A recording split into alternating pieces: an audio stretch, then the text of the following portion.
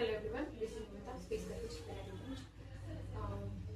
నా ఇంట్లో ఒక కిడ్నీ వచ్చేసి తుమ్మ హర్షిత్, తన యూనిట్ స్కోర్ 395 ఉంది. తను వచ్చేటప్పుడు ఎలా అంటే చాలా హైపర్ యాక్టివ్ ఉండేవాడు.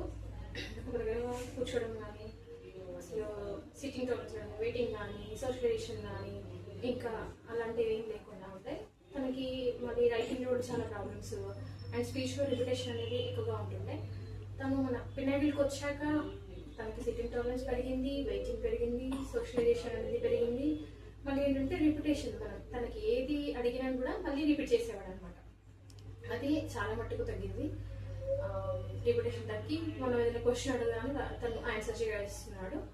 మళ్ళీ స్పెషల్ ఎడ్యుకేషన్ వచ్చేసరికి కూడా తను చాలా అంటే ఎలా అంటే చాలా బిజీగా రాస్తున్నాడు. స్కూల్లో ప్రతిసారి వాళ్ళ టీచర్స్ అసలు తన హోంవర్క్ కరెక్ట్గా లేదండి అని చెప్పేసి కంప్లైంట్ చేసేవాళ్ళు. ఇప్పుడు తన యొక్క స్పెషల్ ఎడ్యుకేషన్ ద్వారా కూడా తనకు రైటింగ్ కూడా చాలా ఇంప్రూవ్మెంట్ అయింది. Thank you so much.